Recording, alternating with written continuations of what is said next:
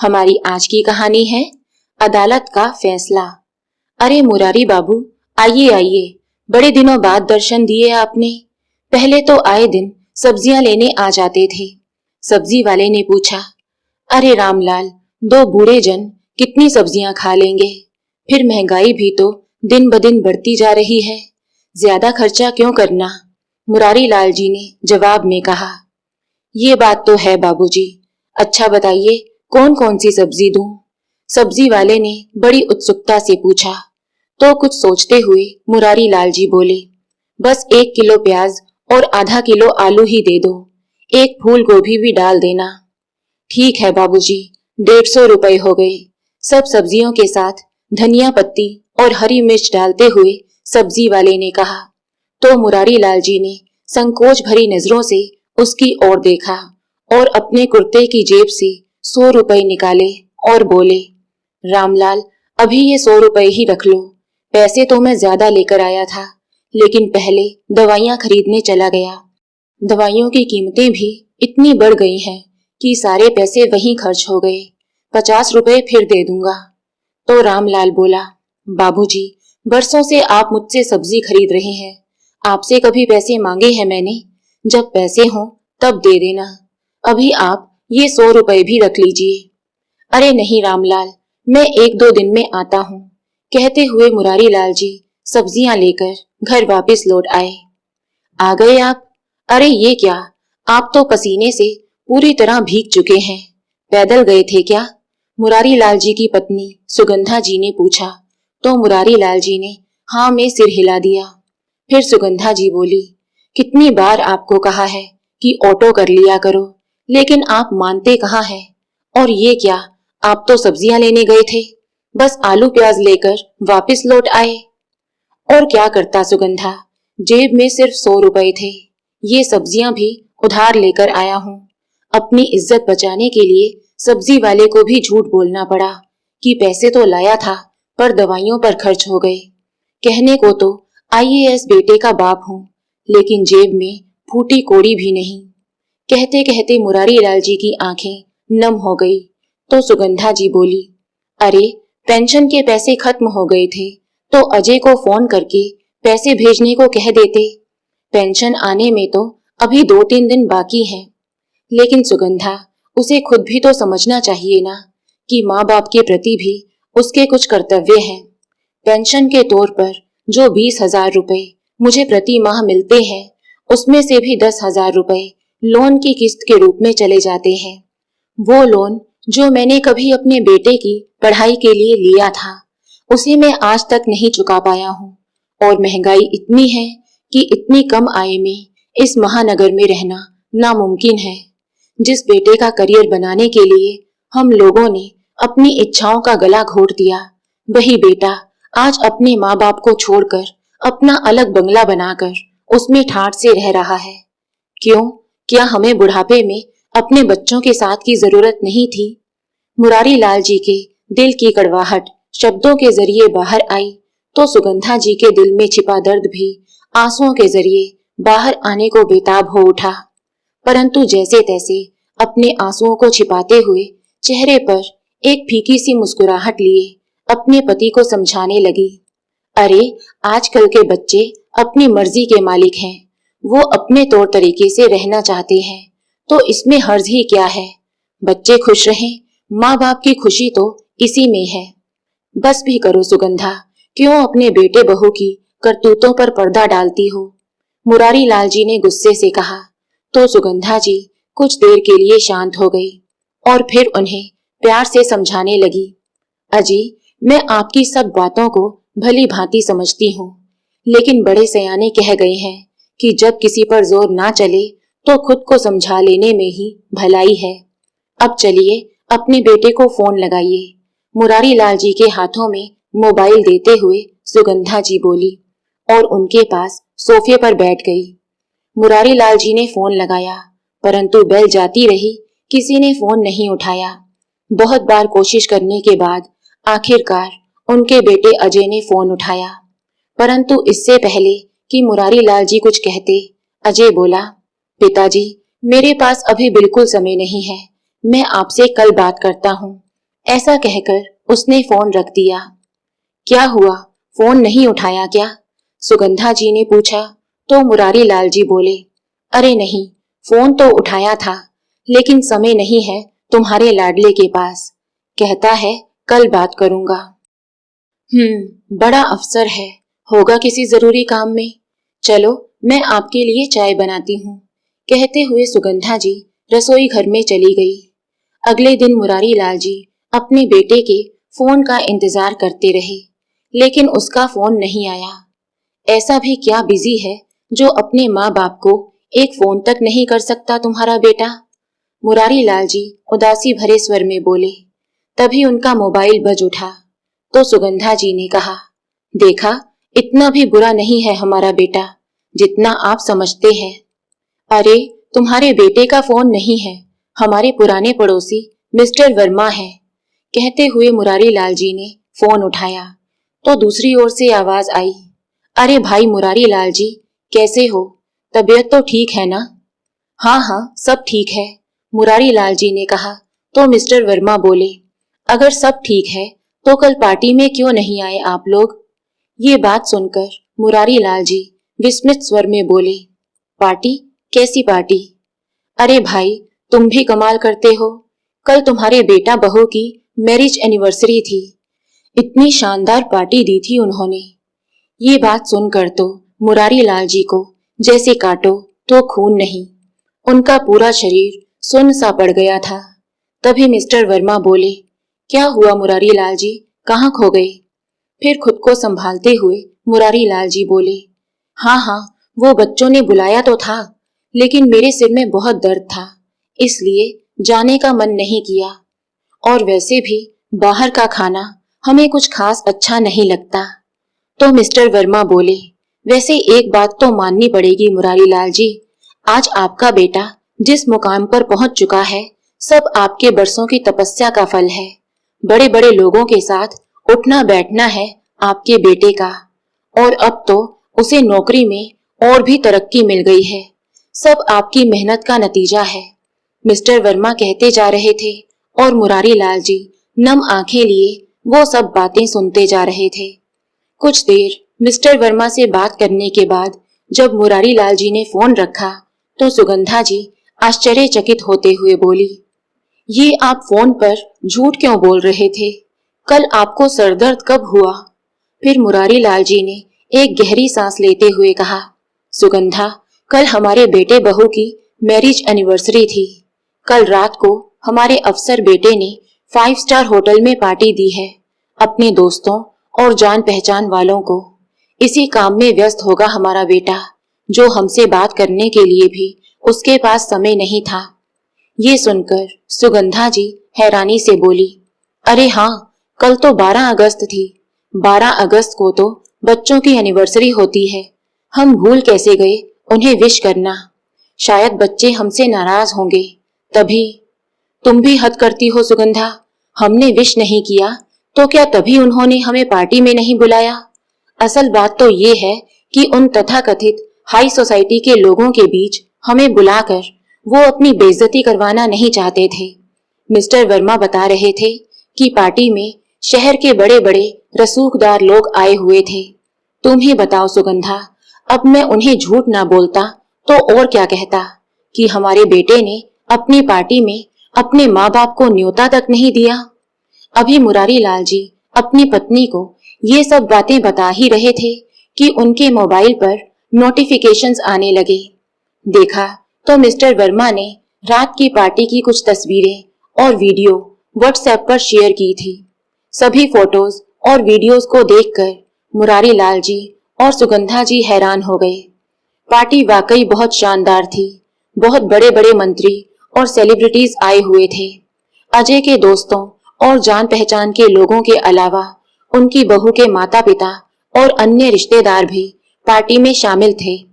Anniversary celebration में एक बहुत बड़ा केक रखा गया था। केक काटते समय बहू के माता पिता उन दोनों के साथ खड़े थे। ये सब देखकर मुरारी लाल जी और सुगंधा जी जैसे निशब्द से रह गए। अगले 2 दिन बड़ी मुश्किल से उन्होंने घर का खर्च चलाया। तीसरे दिन मुरारी लाल जी के हाथ में पेंशन आई तो सबसे पहले सब्जी वाले के पैसे देने चले गए। जैसे ही घर जाने के लिए वापस मुड़े तो हमेशा की तरह रास्ते में फलों की एक दुकान पर रुक गए। जैसे ही अंदर गए तो दुकानदार, जिसका नाम सोहन था, अपनी कुर्सी से उठकर उनके पैर छूने लगा तो मुरारी लाल जी ने उसे अपने गले से लगा लिया। कैसे हैं आप काका? दुकानदार ने पूछा तो मुरारी लाल जी बोले, अच्छा हूँ, बहुत दिनों से तुमसे मुलाकात नहीं हुई थी तो मिलने चला आया।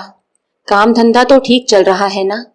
हाँ काका, आपकी मेहरबानी और ऊपर वाले की कृपा से सब कुछ बहुत अच्छा है, कहते हुए सोहन मुरारी लाल जी के लिए फल डालने लगा। अरे नहीं बेटा, फलों की जरूरत नहीं है। अरे काका, खाया पिया करो, कमजोर होते जा रहे हैं, कहते हुए दुकानदार ने फलों का लिफाफा भरकर उनके पास रख दिया। लेकिन सोहन बेटा, जितने पैसे लाया था वो तो खर्च हो गए। क्यों शर्मिंदा करते हैं काका? आपके प्रताप से ही तो मैं आज अपने पैरों पर खड़ा हूँ। मैं भूला नहीं हूँ, जब कोई मेरी मदद को तैयार नहीं था तो आपने ही मेरी मदद की थी। 8 वर्ष पहले जब मेरे पिता का साया मेरे सर से हट चुका था और मेरी माँ बीमार थी तो एक पैसा नहीं था मेरे पास उनके इलाज के लिए, और पैसा कमाने के लिए मैं चोरी का रास्ता अपनाने को मजबूर हो गया। तब आपने ना सिर्फ मेरी माँ के इलाज में मेरी मदद की, बल्कि मुझे ये कारोबार भी शुरू करवाया। आपके उन एहसानों का बदला तो मैं उम्र भर नहीं चुका सकता। कुछ देर सोहन के साथ हालचाल बांटकर मुरारी लाल जी अपने घर वापस लौट आए। कुछ दिन यूं ही बीत गए। एक दिन सुबह सैर करके घर लौटे तो मुरारी लाल जी बोले, अरे ये क्या सुगंधा, तुम अभी तक सोई हो? तबीयत तो ठीक है ना? तो सुगंधा जी बोली, पता नहीं, फिर से सीने में जलन हो रही है। अरे सुगंधा, कितनी बार तुम्हें कहा है कि चलकर एक बार डॉक्टर से चेकअप करवा लेते हैं, लेकिन तुम मानती ही नहीं। अब खर्चे के डर से अपनी सेहत को तो नजरअंदाज नहीं कर सकते ना। आज तुम्हें डॉक्टर के पास चलना ही पड़ेगा, नहीं तो मैं डॉक्टर को घर पर ले आऊंगा। जिद करके मुरारी लाल जी सुगंधा जी को पास में रहने वाले अपने फैमिली डॉक्टर के पास ले गए। लेकिन डॉक्टर ने चेकअप करके बताया कि मामला कुछ गंभीर है, आप इन्हें किसी बड़े अस्पताल में दिखाइए। ये सुनकर मुरारी लाल जी चिंता में पड़ गए, ये सोचकर कि बड़े अस्पताल में खर्चा भी बड़ा होता है, लेकिन इतने पैसे उनके पास नहीं थे। डॉक्टर से चेकअप कराकर जब घर लौटे तो मुरारी लाल जी ने फिर से अपने बेटे को फोन लगाया। हेलो बेटा। हाँ पिताजी, कैसे हैं आप?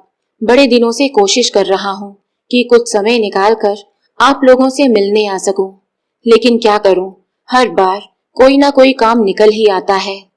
बेटा, मैं तो ठीक हूँ, लेकिन तेरी माँ की तबीयत ठीक नहीं है। क्यों, क्या हुआ माँ को?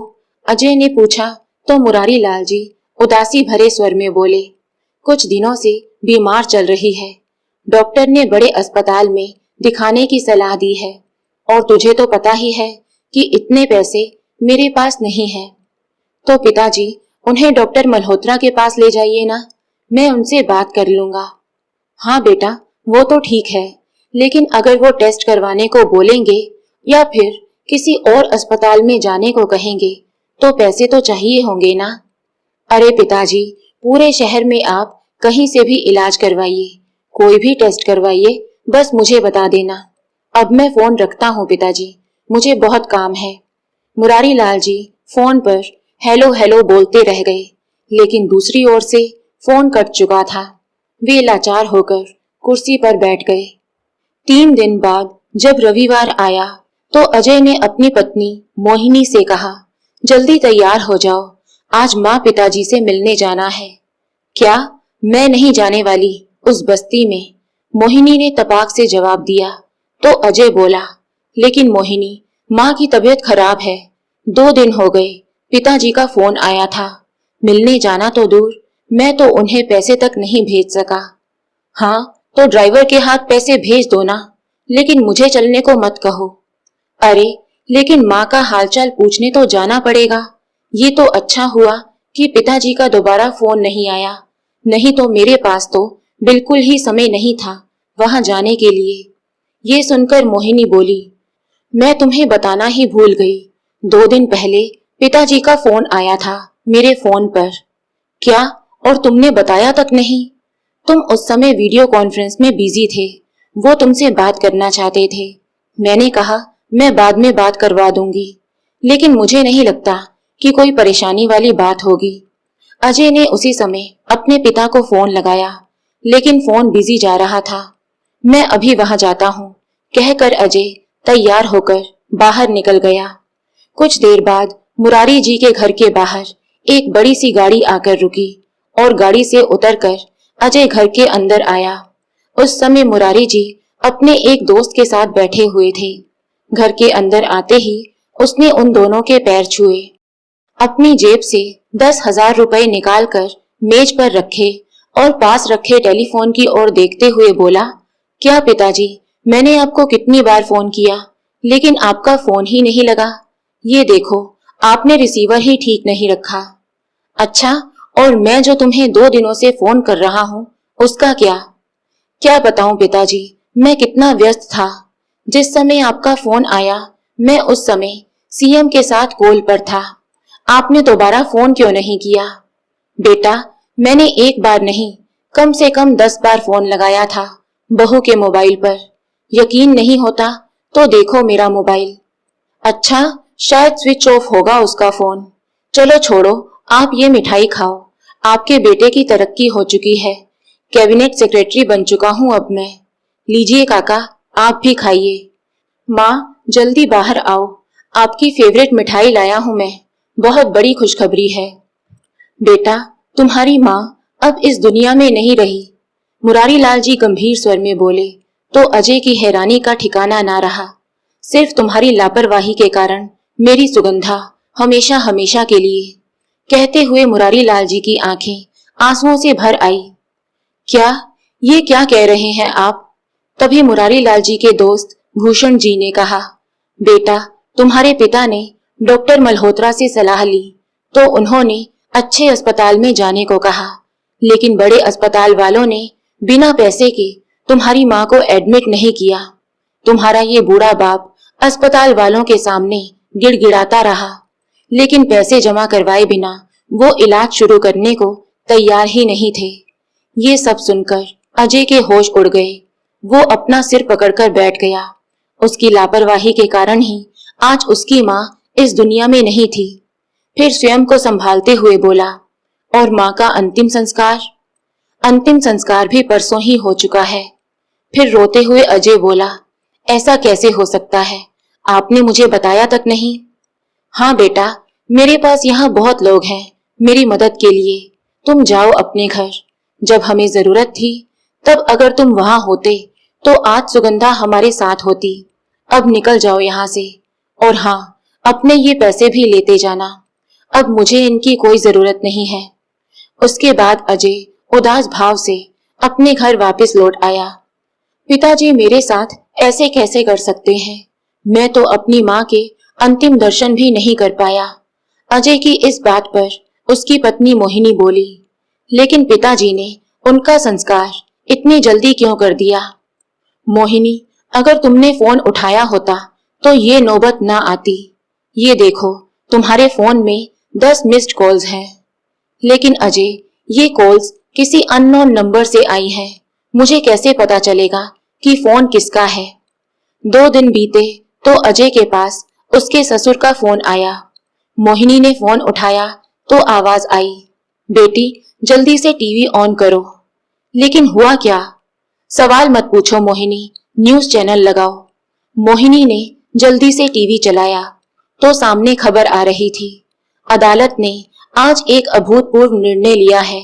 एक औरत जिसकी मृत्यु हार्ट अटैक के कारण हुई है, उसके पति ने अपने बेटे पर उसकी हत्या का आरोप लगाया है और कोर्ट ने भी पुलिस को एफआईआर दाखिल करने का आदेश दे दिया है।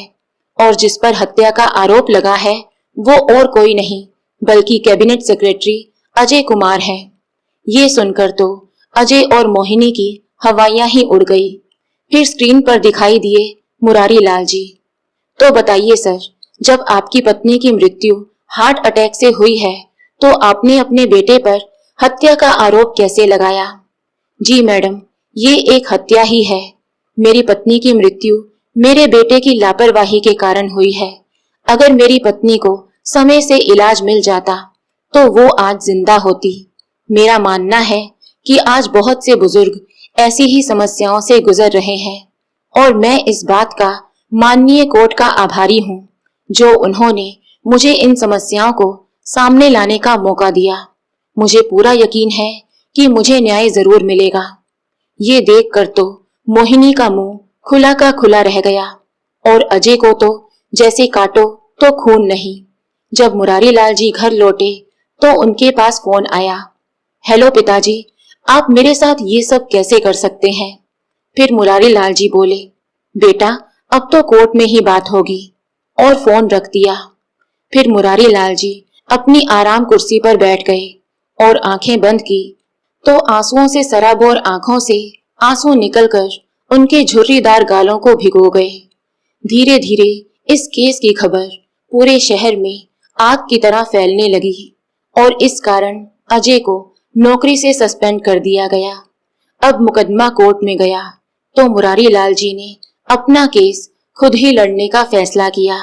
हालांकि अपनी मदद के लिए उन्होंने वकील हायर किया था।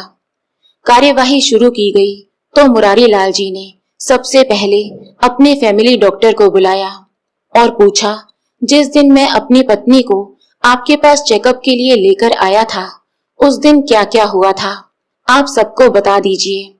तो फिर डॉक्टर ने कहा, जिस दिन उन्होंने सुगंधा जी का चेकअप किया था तो मुरारी लाल जी को बताया था कि उन्हें माइल्ड हार्ट अटैक आया है और उन्हें किसी अच्छे अस्पताल में दिखाने की सलाह दी थी।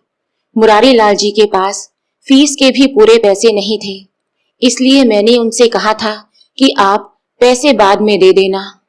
इस बात पर मुरारी लाल जी ने कहा, अब आप ही बताइए जज साहब, अगर मेरे पास डॉक्टर की फीस के भी पैसे नहीं थे तो मैं अपनी पत्नी का इलाज बड़े अस्पताल में कैसे करवाता। इसके बाद मुरारी लाल जी ने एक और डॉक्टर को बुलाया और जज साहब को बताया कि ये उसी अस्पताल के डॉक्टर हैं जिस अस्पताल में वे अपनी पत्नी को इलाज के लिए लेकर गए थे। फिर अस्पताल के डॉक्टर ने अपनी गवाही में कोर्ट को बताया कि जब मुरारी लाल जी अपनी पत्नी को लेकर आए थे तो उनके पास अपनी पत्नी के इलाज के लिए बिल्कुल भी पैसे नहीं थे, इसलिए डॉक्टर ने इलाज करने से मना कर दिया क्योंकि ये अस्पताल के प्रोटोकॉल के खिलाफ था। मुरारी लाल जी ने मुझे बताया कि उनका बेटा आईएएस ऑफिसर है, वो अगले दिन आकर पूरे पैसे चुका देगा।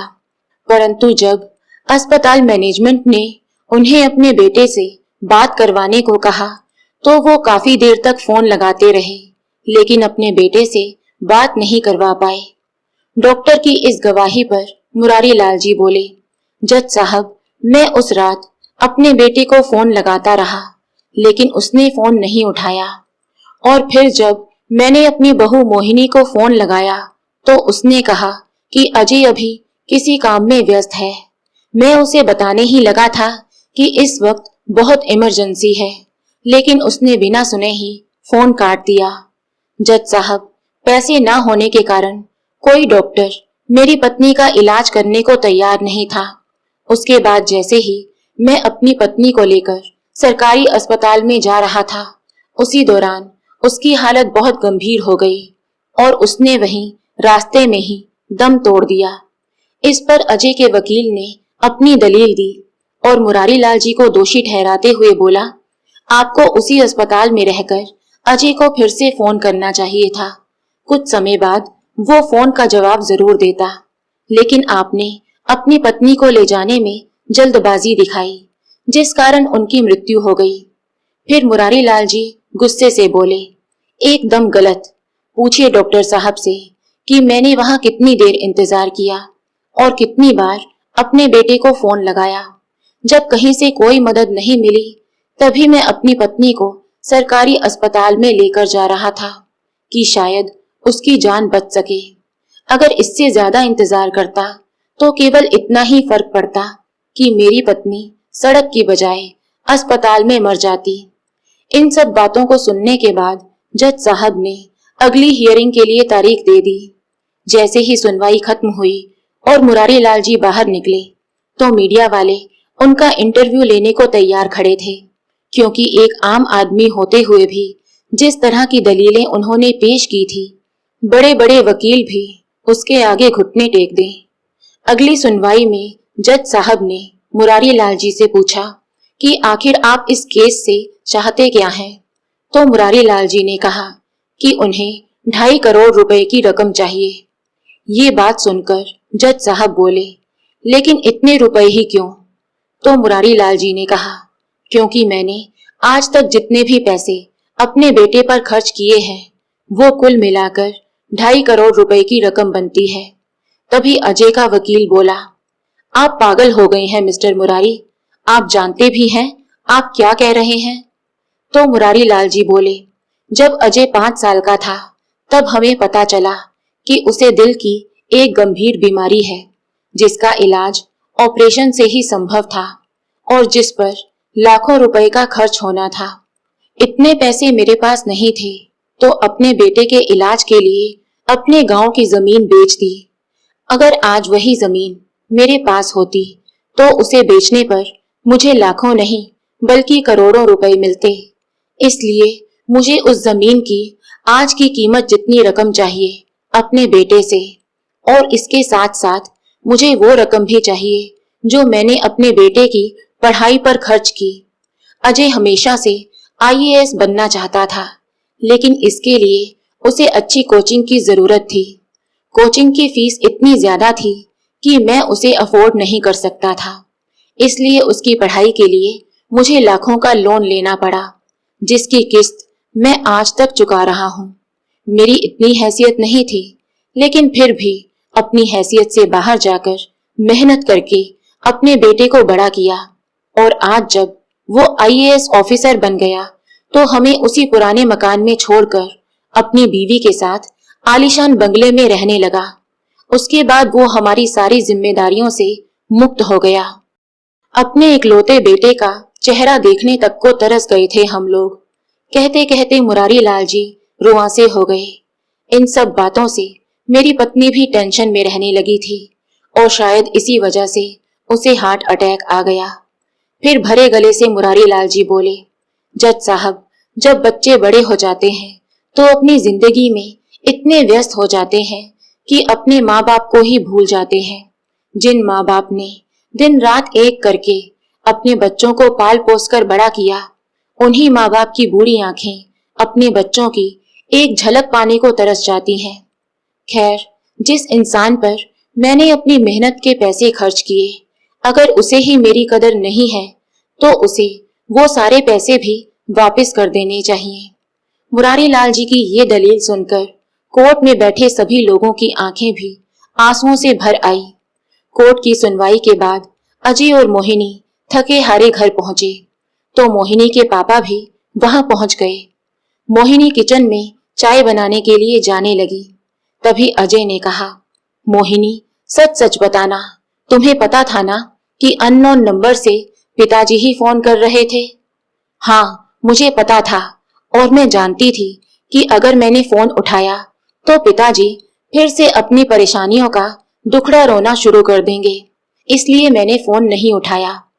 लेकिन मोहिनी, सिर्फ तुम्हारी वजह से आज मैं इतनी बड़ी मुसीबत में फंसा हूँ। लेकिन इसमें मेरी कहाँ गलती है?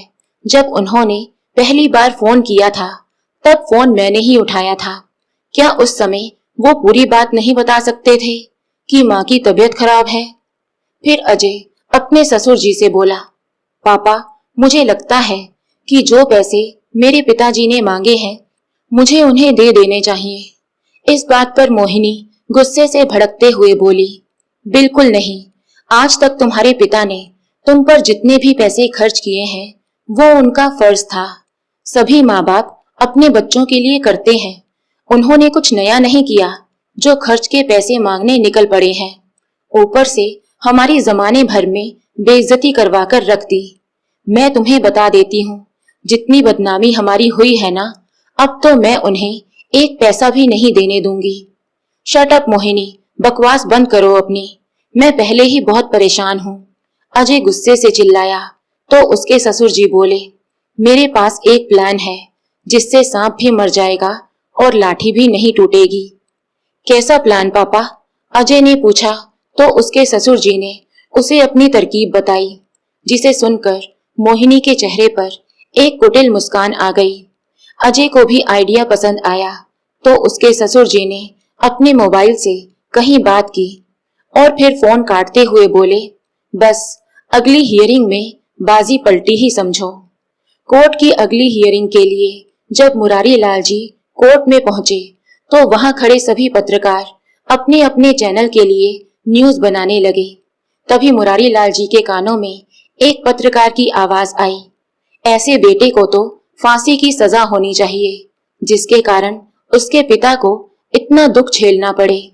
ये सुनते ही मुरारी लाल जी बोले, अजय मेरा बेटा है, ये केस करने के पीछे मेरा सिर्फ एक ही मकसद है कि मैं उसे एक सबक सिखा सकूं, और केवल उसे ही नहीं बल्कि आज की पीढ़ी को भी, जो ये समझती है कि बूढ़े लोग पुराने और बेकार हो चुके फर्नीचर की तरह है या फिर एक कबाड़ की तरह है। कार्यवाही शुरू हुई तो अजय के वकील ने खुद अजय को ही कटघरे में बुला लिया और उसने बयान दिया कि उसके पिता मुरारी लाल जी को भूलने की बीमारी है। ये सुनकर मुरारी लाल जी की हैरानी का ठिकाना ना रहा।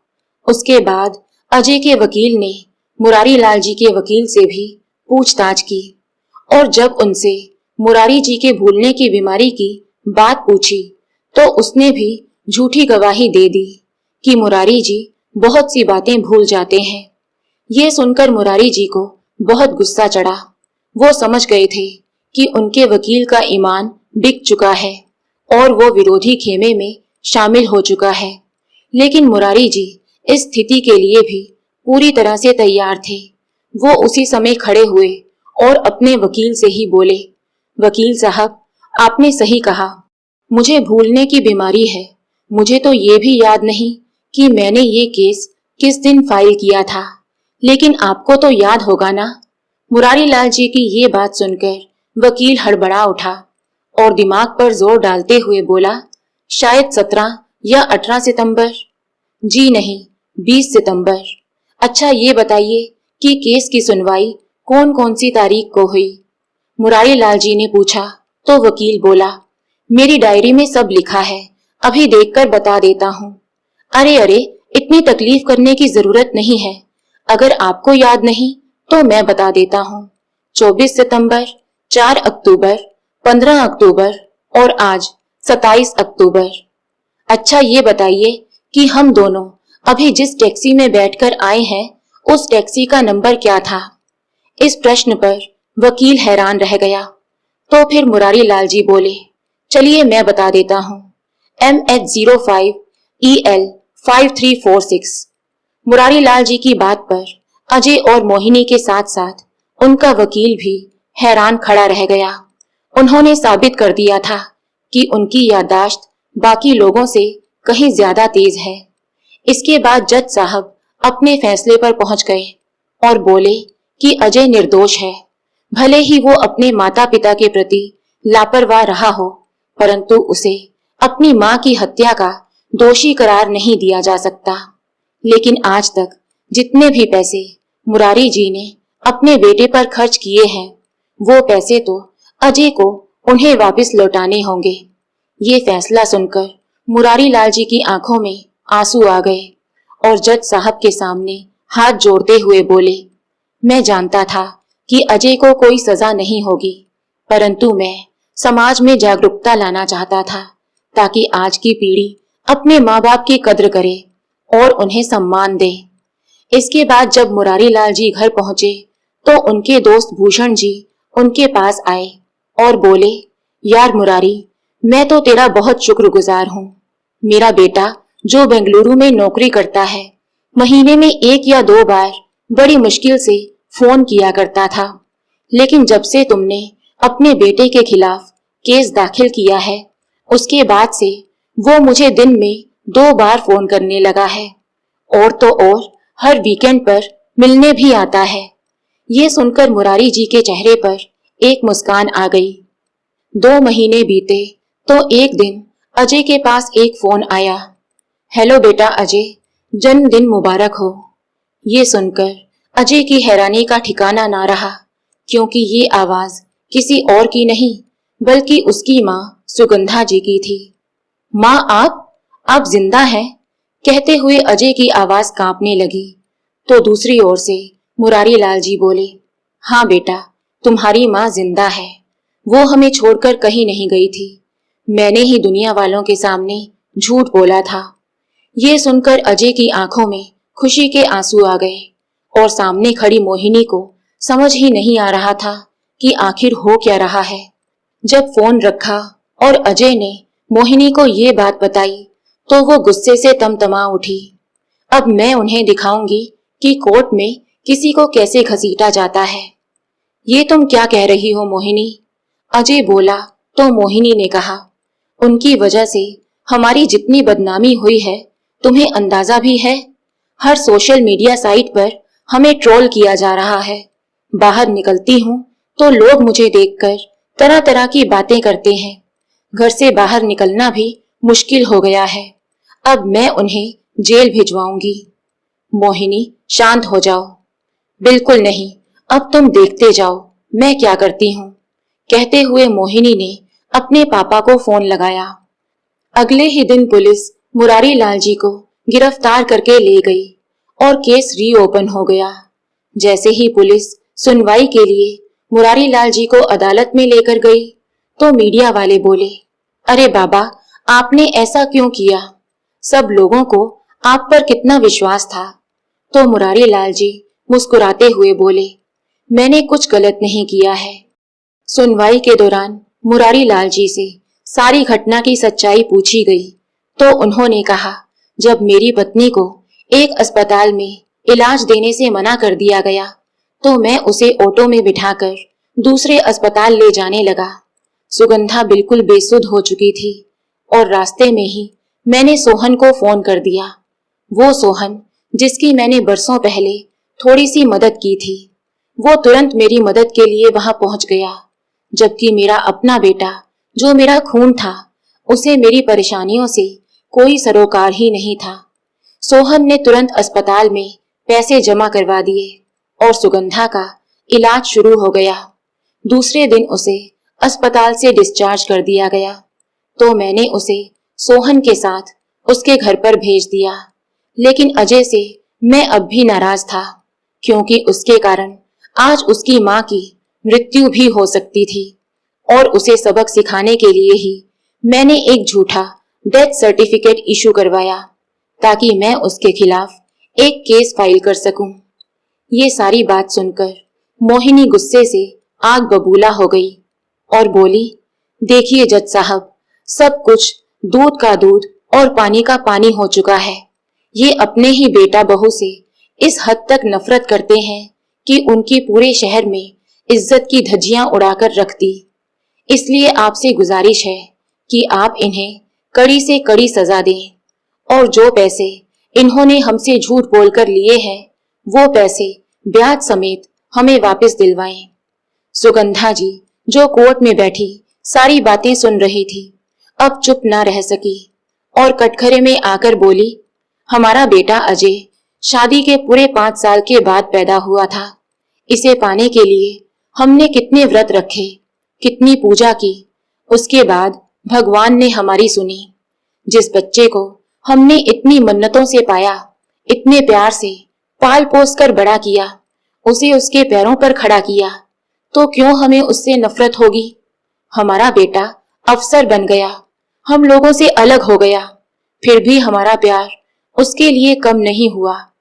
ये सुनकर अजय की आंखें आंसुओं से भर उठी। फिर सुगंधा जी बोली, और जहां तक रही बहू की बात, तो अजय तो फिर भी 6 महीने में एक बार हमसे मिलने आ जाता था, लेकिन बहू उसके साथ कभी नहीं आई। बेसन के लड्डू, नारियल की बर्फी, देसी घी की पिन्नियां, ये सब बहू को बहुत पसंद था। सब बनाकर भेजती थी मैं उसके लिए। 1 साल पहले बहू बीमार पड़ गई थी, इतनी बीमार कि उसकी जान पर बनाई थी। और उसके यही ससुर जी नंगे पैर चलकर त्र्यंबकेश्वर मंदिर गए थे अपनी बहू की सलामती की प्रार्थना करने के लिए। और आज हमारी बहू कहती है कि हम उनसे नफरत करते हैं। मोहिनी बहू, जो रुपए तुम अपने ससुर जी से मांग रही हो ना, उनमें से एक पैसा भी अब उनके नाम पर नहीं है। यहाँ तक कि उन्होंने तो अपनी बस्ती वाला मकान भी बेच दिया है। ये सुनकर मोहिनी का वकील बोला, झूठ, बिल्कुल झूठ, ऐसा हो ही नहीं सकता कि इतने पैसे आपने खर्च कर दिए। तो सुगंधा जी बोली, लेकिन ऐसा हुआ है। मेरे पति ने उन पैसों से एक बहुत बड़ा वृद्धाश्रम बनाया है, जिसमें औलाद द्वारा ठुकराए गए बूढ़े लोगों के लिए सभी सुविधाएं उपलब्ध हैं, ताकि वो लोग अपने जीवन की संध्या बेला में आनंद से रह सके। वे जानते थे कि उन्होंने अपराध किया है और एक दिन ये सच सबके सामने भी आएगा, परंतु वे लाखों बुजुर्गों की परेशानियां, उनके दर्द, उनके दुख को सबके सामने लाना चाहते थे और अपने इस मकसद में वो कामयाब भी हुए हैं। ये सारी बातें सुनकर अदालत में बैठे सभी लोग तालियां बजाने लगे और शायद मोहिनी के कठोर हृदय में भी कुछ भावनाएं जागृत हो गई। खड़ी होकर वो बोली, जज साहब, मैं अपना केस वापस लेती हूँ, और कोर्ट से बाहर चली गई। तभी जज साहब बोले, केस तो वापस ले लिया गया है, लेकिन मुरारी जी ने जो किया उसे अदालत माफ नहीं कर सकती, इसलिए उन्हें 3 महीने कैद की सजा सुनाई जाती है। मुरारी लाल जी ने खुशी खुशी सजा को स्वीकार किया और 3 महीने बाद जब जेल से निकल कर आए तो मोहिनी और अजय ने आकर उनसे माफी मांगी और पुरानी बातें भूलकर उन दोनों को अपने साथ चलने को कहा। अपने बेटे बहू को तो मुरारी लाल जी ने माफ कर दिया था, लेकिन वे अब उनके साथ नहीं बल्कि अपने वृद्ध साथियों के साथ रहना चाहते थे। इसलिए वे अपनी पत्नी के साथ अपने वृद्धाश्रम में ही रहने चले गए। दोस्तों, ये कहानी नहीं बल्कि आज के जमाने की सच्चाई है, इसलिए इसे ज्यादा से ज्यादा शेयर करें।